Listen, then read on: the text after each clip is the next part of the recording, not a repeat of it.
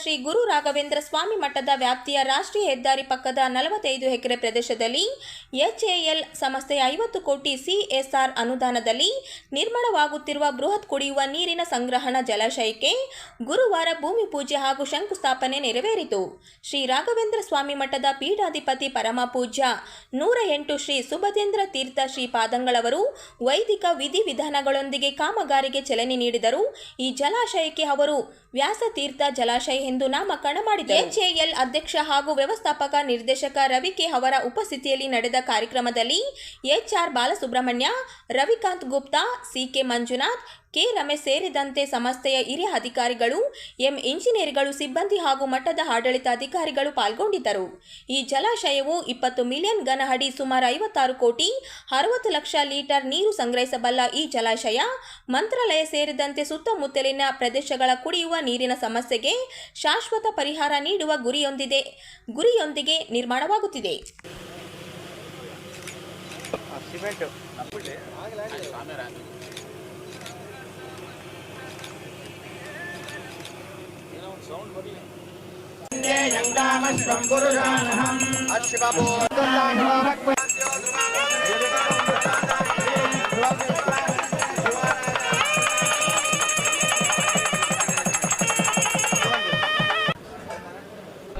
ಕುಡಿಯುವ ನೀರಿನ ಸಲುವಾಗಿ ವ್ಯಾಸತೀರ್ಥ ಪ್ರಾಜೆಕ್ಟ್ ಅಂತ ಈಗಾಗಲೇ ಕುಡಿಯುವ ನೀರಿನ ಶುದ್ಧೀಕರಣ ಘಟಕವನ್ನು ನಮ್ಮ ಗುರುಗಳು ಏನು ನಿರ್ಮಾಣ ಮಾಡಿದ್ದಾರೆ ಅದರ ವಿಸ್ತರಣೆಯನ್ನು ಈಗ ನಾವು ಮಾಡ್ತಾ ಇದ್ದೇವೆ. ಜೊತೆಯಲ್ಲಿ ಅದಕ್ಕೆ ಬೇಕಾದಂತಹ ವಾಟರ್ ಸೋರ್ಸ್ ಅದನ್ನು ಮಾಡೋಕ್ಕೋಸ್ಕರವಾಗಿ ಇಂಪ್ಯೂರ್ಡ್ ರಿಸರ್ವಾಯರ್ ಅನ್ನುವಂಥದ್ದನ್ನು ಇಲ್ಲಿ ನಾವು ನಿರ್ಮಾಣ ಮಾಡ್ತಾ ಇದ್ದೇವೆ.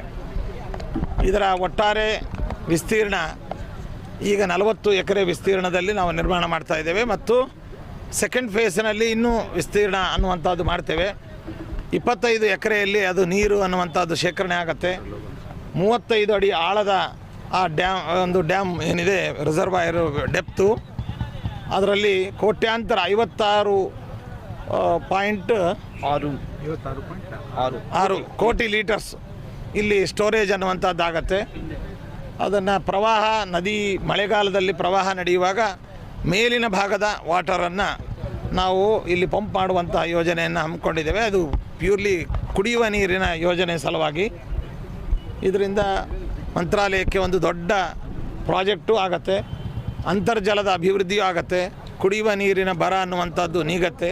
ಮಂತ್ರಾಲಯ ಗ್ರಾಮಸ್ಥರು, ಮಂತ್ರಾಲಯ ಮತ್ತು ಮುಂದಿನ ದಿನಗಳಲ್ಲಿ ಸುತ್ತಮುತ್ತಿನ ಹಳ್ಳಿಗಳಿಗೂ ಕೂಡ ಇದರಿಂದ ನಾವು ಕುಡಿಯುವ ನೀರನ್ನು ಕೊಡುವಂತಹ ಒಂದು ಸೌಕರ್ಯವೂ ಆಗುತ್ತೆ. ಈಗ ಈ ಫಸ್ಟ್ ಫೇಸಿನ ಇದಕ್ಕೆ ವೆಚ್ಚ 50 ಕೋಟಿ ರೂಪಾಯಿ. ಅದನ್ನು ನಮ್ಮ ಭಾರತದ ಹೆಮ್ಮೆಯ ಸಂಸ್ಥೆಯಾದಂತಹ ಎಚ್ಎಎಲ್ನಿಂದ ಸಂಪೂರ್ಣವಾದಂತಹ ಒಂದು ಮೊತ್ತವನ್ನು CSR ಕೆಳಗೆ ಅವರು ಇಲ್ಲಿ ಪ್ರೊವೈಡ್ ಮಾಡ್ತಾ ಇದ್ದಾರೆ. ಅದನ್ನು ನಾವು ಕೆಲಸವನ್ನು ಇಲ್ಲಿ ಶುರು ಮಾಡಿ 18 ತಿಂಗಳಲ್ಲಿ ಮುಗಿಸುವ ಒಂದು ಸಂಕಲ್ಪವನ್ನು ಹೊಂದಿದ್ದೇವೆ. ಇದರ ನಿರ್ವಹಣಾ ಮತ್ತು ಈ ಕಟ್ಟಡದ ಮತ್ತು ಈ ಡ್ಯಾಮಿನ ನಿರ್ಮಾಣಕ್ಕೆ ಬೆಂಗಳೂರಿನ ಪ್ರಸಿದ್ಧ ಕನ್ಸ್ಟ್ರಕ್ಷನ್ ಸಂಸ್ಥೆಯಾದಂಥ ಅವರ ಮುಖ್ಯಸ್ಥರಾದ ನಮ್ಮ ರಂಗನಾಥ್ ಅವರನ್ನು ನಾವು ಇದಕ್ಕೆ ಆಹ್ವಾನಿಸಿ ಆಯೋಜನೆ ಮಾಡಿದ್ದೇವೆ. ಅವರು ಬಹಳ ಸಮರ್ಥವಾದ ರೀತಿಯಲ್ಲಿ ಕರ್ನಾಟಕದ ವಿವಿಧ ಪ್ರದೇಶಗಳಲ್ಲಿ ಕೆರೆ ಮತ್ತು ಇತರ ಯೋಜನೆಗಳನ್ನು ದೊಡ್ಡ ಯೋಜನೆಗಳನ್ನು ಸರ್ಕಾರದ ಯೋಜನೆಗಳನ್ನು ಸಾಕಾರಗೊಳಿಸಿದ್ದಾರೆ. ಅವರ ಮೂಲಕವಾಗಿ ಇದನ್ನು ನಾವು ಮಾಡ್ತೇವೆ. ಈಗಾಗಲೇ ಮಂತ್ರಾಲಯದ ಸಂಪೂರ್ಣವಾಗಿ ಡ್ರೈನೇಜಿನ ಅಂಡರ್ಗ್ರೌಂಡ್ ಡ್ರೈನೇಜು ಮತ್ತು STP ಅದರಲ್ಲಿ ಬರುವಂಥ ನೀರನ್ನು ಶುದ್ಧೀಕರಿಸಿ ಯಾವುದೇ ತರಹದ ಬ್ಯಾಕ್ಟೀರಿಯಾಸು ಮತ್ತು ವಾಸನೆ ಮತ್ತೊಂದು ಇಲ್ಲದಂತೆ ಪುನಃ ಬಳಕೆಗೆ ಬರುವ ಅಷ್ಟು ಶುದ್ಧಗೊಳಿಸಿ ಮಾಡ್ತಾ ಇದ್ದೇವೆ. ಅದನ್ನು ಕೂಡ ಅವರೇ ಸಾಕಾರಗೊಳಿಸಿರ್ತಕ್ಕಂಥದ್ದು. ಅದಕ್ಕೆ ಟಾಟಾ ಕಂಪನಿ ಅವರು TCS ಫೌಂಡೇಶನ್ ವತಿಯಿಂದ CSR ಕೆಳಗೆ ಮಾಡಿದ್ದಾರೆ. ಈಗಾಗಲೇ ಅದಾಗಿದೆ. ಸಾಂಕೇತಿಕವಾಗಿ ಅಧಿಕೃತವಾದ ಉದ್ಘಾಟನೆ ಅನ್ನುವಂಥದ್ದು ಆಗಬೇಕಾಗಿದೆ. ಈ ಯೋಜನೆ ನಮ್ಮ ಶ್ರೀಮಠದ ಜಮೀನಿನಲ್ಲೇ ನಾವು ಈ ವ್ಯಾಸತೀರ್ಥ ಪ್ರಾಜೆಕ್ಟಿನ ಇಂಪ್ಯೂರ್ಡ್ ರಿಸರ್ವಾಯರ್ ಡ್ರಿಂಕಿಂಗ್ ವಾಟರ್ ರಿಸರ್ವಾಯರನ್ನು ನಾವು ಮಾಡ್ತಾ ಇದ್ದೇವೆ. ನಗರದ ಯುವ ಕಾಂಗ್ರೆಸ್ ಮುಖಂಡ ಚೇತನ ಕಡಗೋಲ ಅವರು ಪ್ರಯಾಣಿಸುತ್ತಿದ್ದ ಕಾರು ಅಪಘಾತಕ್ಕೀಡಾಗಿದ್ದು, ಘಟನೆಯಲ್ಲಿ ಅವರಿಗೆ ಕೈ, ಕಾಲು ಹಾಗೂ ಕುತ್ತಿಗೆ ಭಾಗದಲ್ಲಿ ಗಂಭೀರ ಗಾಯಗಳಾಗಿವೆ. ಬುಧವಾರ ಸಂಜೆ ನೆರೆಯ ತೆಲಂಗಾಣ ರಾಜ್ಯದ ಇಂದಪೂರು ಸಮೀಪದ ಟೈರ್ ರೋಡ್ ಬಳಿ ಈ ದುರ್ಘಟನೆ ಸಂಭವಿಸಿದೆ. ಚೇತನ ಕಡಗೋಲ ಅವರು ತಮ್ಮ ಸ್ನೇಹಿತರೊಬ್ಬರೊಂದಿಗೆ ಜೇವರ್ಗಿಯಿಂದ ರಾಯಚೂರಿಗೆ ಕಾರಿನಲ್ಲಿ ಹಿಂತಿರುಗುತ್ತಿದ್ದಾಗ ಈ ಅಪಘಾತ ಸಂಭವಿಸಿದೆ. ಚಲಿಸುತ್ತಿದ್ದ ರಸ್ತೆಯ ಬದಿಯಲ್ಲಿ ದೊಡ್ಡ ಗುಂಡಿ ಇದ್ದಿದ್ದರಿಂದ ಅದನ್ನು ತಪ್ಪಿಸಿ ವಾಹನವನ್ನು ಪಕ್ಕಕ್ಕೆ ತಿರುಗಿಸಲು ಯತ್ನಿಸಿದಾಗ ವೇಗವಾಗಿ ಚಲಿಸುತ್ತಿದ್ದ ಕಾರು ನಿಯಂತ್ರಣ ತಪ್ಪಿ ರಸ್ತೆ ಬದಿಯಲ್ಲಿದ್ದ ಮನೆಯೊಂದರ ಕಾಂಪೌಂಡ್ ಗೋಡೆಯನ್ನು ಧ್ವಂಸಗೊಳಿಸಿ ಹೊಳನುಗ್ಗಿದೆ. ಅಪಘಾತದ ತೀವ್ರತೆಗೆ ಚೇತನ್ ಅವರಿಗೆ ಗಂಭೀರ ಗಾಯಗಳಾಗಿದ್ದು, ಅವರನ್ನು ತಕ್ಷಣವೇ ರಾಯಚೂರಿನ ಖಾಸಗಿ ಆಸ್ಪತ್ರೆಗೆ ದಾಖಲಿಸಿ ಚಿಕಿತ್ಸೆ ನೀಡಲಾಗುತ್ತಿದೆ. ಸದ್ಯ ಅವರು ಚಿಕಿತ್ಸೆಗೆ ಸ್ಪಂದಿಸುತ್ತಿದ್ದು, ಆರೋಗ್ಯ ಸ್ಥಿತಿ ಸ್ಥಿರವಾಗಿದೆ ಎಂದು ಆಸ್ಪತ್ರೆಯ ಮೂಲಗಳು ತಿಳಿಸಿವೆ. ಘಟನೆಗೆ ಸಂಬಂಧಿಸಿದಂತೆ ಆಯಾ ವ್ಯಾಪ್ತಿಯ ಪೊಲೀಸ್ ಠಾಣೆಯಲ್ಲಿ ಪ್ರಕರಣ ದಾಖಲಾಗಿದ್ದು, ಪೊಲೀಸರು ಹೆಚ್ಚಿನ ತನಿಖೆ ಕೈಗೊಂಡಿದ್ದಾರೆ.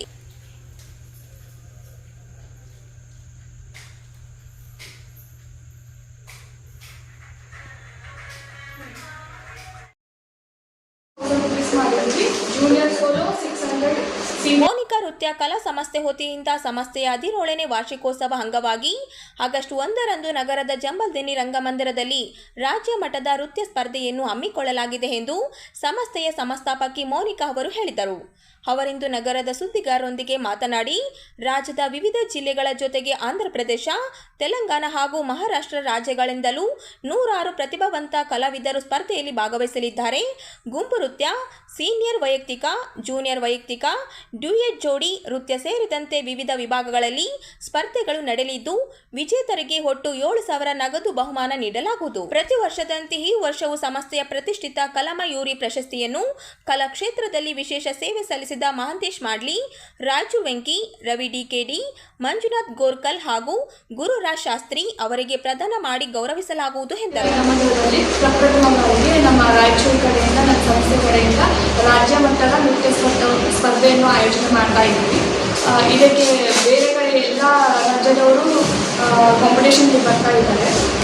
ಪ್ರತಿ ವರ್ಷ ಕೂಡ ನಮ್ಮ ಸಂಸ್ಥೆಯಿಂದ ಕಲಾ ಮಯೂರಿ ಅನ್ನೋ ಅವಾರ್ಡ್ನ ನಾವು ಪ್ರಶಸ್ತಿ ಪ್ರದಾನ ಮಾಡಿ ಗೌರವಿಸ್ತಾ ಇದ್ವಿ. ಈ ವರ್ಷ ಮಹಾಂತೇಶ್ ಮಡ್ಲಿ ಮತ್ತು ರಾಯಚೂರು ವೆಂಕಿ, ಗುರುರಾಜ್ ಶಾಸ್ತ್ರಿ, ನೃತ್ಯ ಕ್ಷೇತ್ರದಲ್ಲಿ ಮಂಜುನಾಥ್ ಗೋರ್ಕಲ್ ಅವರಿಗೆ ಈ ಪ್ರಶಸ್ತಿಯನ್ನು ಈ ವರ್ಷ ಪ್ರಶಸ್ತಿ ನೀಡಿ ಅವರಿಗೆ ಗೌರವವನ್ನು ನೀಡ್ತಾ ಇದ್ದೀವಿ.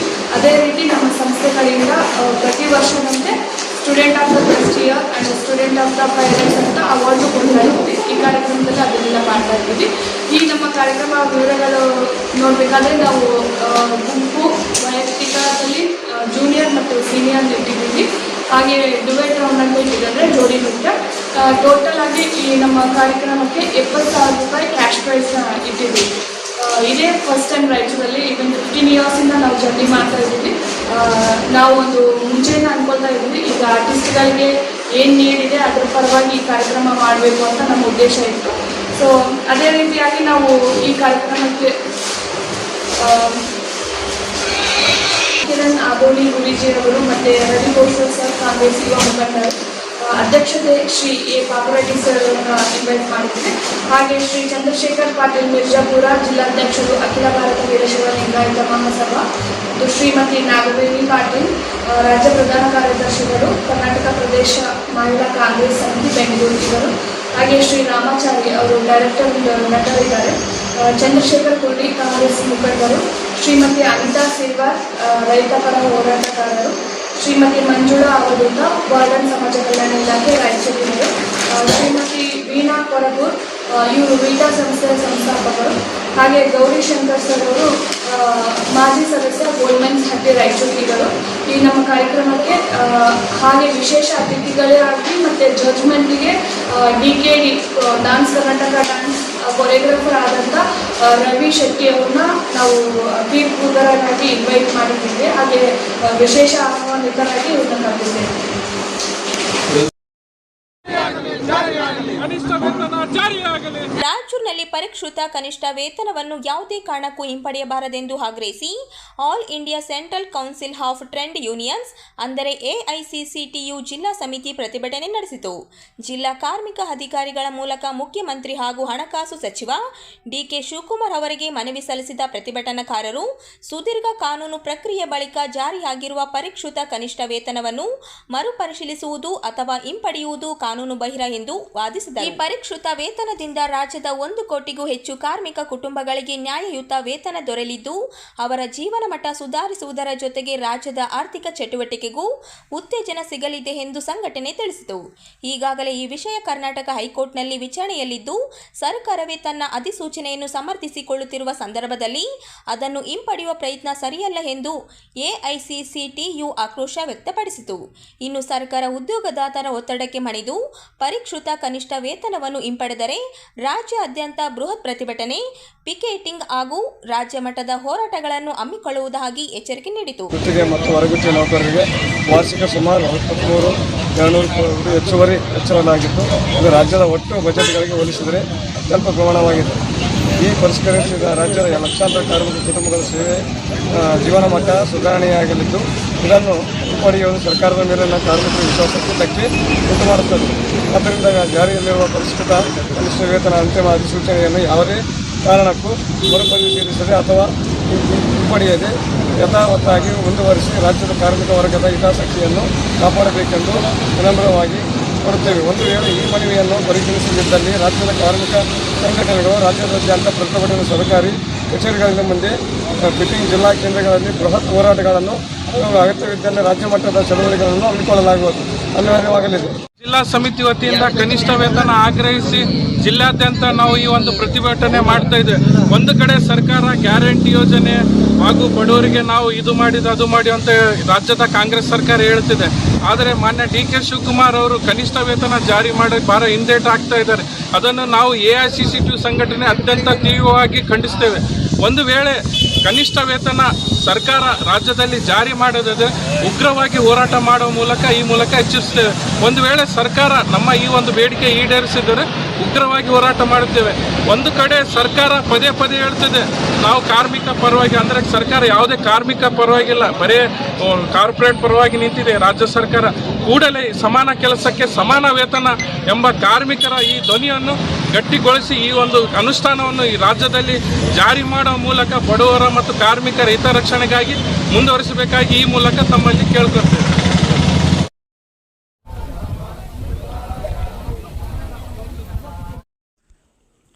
ಗುರು ಪೂರ್ಣಿಮಾ ಅಂಗವಾಗಿ ರಾಯಚೂರು ತಾಲೂಕಿನ ಪೂರ್ತಿಪ್ಲಿ ಗ್ರಾಮದ ಶ್ರೀ ಗುರು ರಾಜಯೋಗಿ ವೀರಣ್ಣ ಆರ್ಯ ದೇವಸ್ಥಾನದಲ್ಲಿ ಭಕ್ತಿ ಭಾವದಿಂದ ಗುರು ವಂದನಾ ಕಾರ್ಯಕ್ರಮವನ್ನು ಆಯೋಜಿಸಲಾಯಿತು.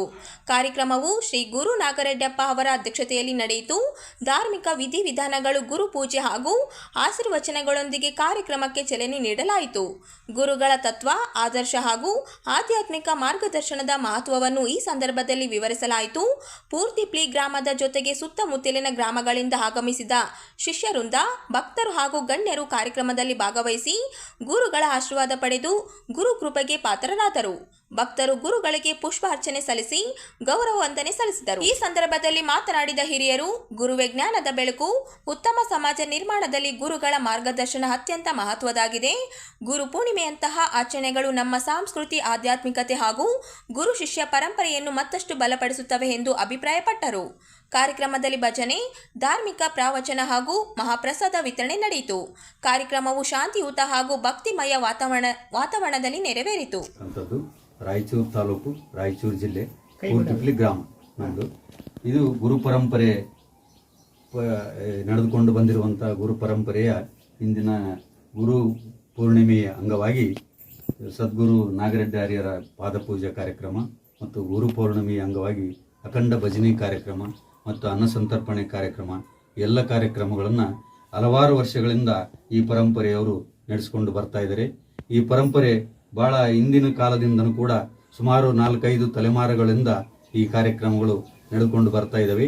ಈ ಪೂರ್ವದಲ್ಲಿ ನಮ್ಮ ಅಲ್ಕೂರು ಮಲ್ಲಿಕಾರ್ಜುನ ಶಾಸ್ತ್ರಿಗಳು ಅಂತಕ್ಕಂಥ ಜನರು ಆಗಿ ಹೋಗಿದ್ದಾರೆ. ಮೂಲ ಗುರು ಪರಂಪರೆಯ ಆದಿಗುರು ಅವರು, ಅವರ ತರುವಾಯ ರಾಮಶಾಸ್ತ್ರಿ ಅವರು, ಅವರಾದ ನಂತರ ಉಪ್ರಾಳು ಪಂಪಾಪತಿ ಗುರುಗಳವರು, ಅವರಾದ ನಂತರ ಗುರು ಸೂಗಪ್ಪಾರ್ಯರು, ಅವರಾದ ನಂತರ ಗುರು ಈರಣ್ಣಾರ್ಯರು, ಅವರದೇ ಈ ಗುಡಿ ದೇವಸ್ಥಾನ ಕಟ್ಟಿರುವಂಥದ್ದು. ಅವರಿಗೆ ಸುಮಾರು ಸುತ್ತಮುತ್ತಲಿನ ಎಲ್ಲ 16 ಗ್ರಾಮಗಳಲ್ಲಿ ಸುಮಾರು 500,000 ಜನ ಭಕ್ತಾದಿಗಳು ಅವರಿಂದ ಉಪದೇಶವನ್ನು ಪಡೆದು ಅವರ ಜೀವನವನ್ನು ಸಾರ್ಥಕ ಮಾಡಿಕೊಳ್ಳಬೇಕು ಅನ್ನುವಂಥ ಉದ್ದೇಶದಿಂದ, ಅವರ ಜೀವನ ಪಾವನ ಆಗಬೇಕು ಅನ್ನುವಂಥ ಉದ್ದೇಶದಿಂದ ಗುರು ಪರಂಪರೆಯನ್ನು ಪ್ರಾರಂಭಿಸಿ ಗುರುಪದೇಶವನ್ನು ಕೊಟ್ಟು ಅವರೆಲ್ಲರನ್ನ ಸನ್ಮಾರ್ಗದಲ್ಲಿ ನಡೆಸಿಕೊಂಡು ಇಲ್ಲಿವರೆಗೂ 4-5 ತಲೆಮಾರುಗಳ ಪರಂಪರೆಯನ್ನು ನಡೆಸ್ಕೊಂಡು ಬಂದಿದ್ದಾರೆ. ಅವರಾದ ನಂತರ ನಮ್ಮ ಲಕ್ಷ್ಮೀರೆಡ್ಡಿ ಆರ್ಯರು, ಅವರಾದ ನಂತರ ಈಗ ಗುರು ನಾಗರೆಡ್ಡಿ ಆರ್ಯರು ಅನ್ನುವಂಥ ಇವರು ಈಗ ಸದ್ಯ ಇವರೇ ಈ ಎಲ್ಲ ಶಿಷ್ಯವೃಂದವನ್ನು ಈ ಗುರು ಪರಂಪರೆಯನ್ನು ಮುನ್ನಡೆಸಿ ಎಲ್ಲರಿಗೂ ಕೂಡ ಜ್ಞಾನದ ದಾರಿಯಲ್ಲಿ ನಡೆಸಿ ನಮ್ಮೆಲ್ಲರಿಗೂ ಒಂದು ಸದ್ಗತಿಯನ್ನು ಕೊಡಬೇಕು, ಎಲ್ಲರ ಜೀವನ ಸಾರ್ಥಕತೆ ಪಡಿಬೇಕು, ಎಲ್ಲರೂ ಅಜ್ಞಾನದಲ್ಲಿ ಮುಳುಗಿರುವಂಥ ಶಿಷ್ಯವೃಂದವನ್ನು ಜ್ಞಾನದಡಿಗೆ ತಂದು ಎಲ್ಲರನ್ನೂ ಕೂಡ ಪ್ರೀತಿ ವಿಶ್ವಾಸದಿಂದ ಸುಮಾರು ಈ ಕಮಲಾಪುರ, ಉಪ್ರಾಳ ಗೋಡ್ಯಾಳು, ಅಲ್ಕೂರು, ಅನ್ವರ, ಕೋನವಾರ, ಮುಂಡ್ರಾಲ್ದೊಡ್ಡಿ, ರಾಜಲಬಂಡ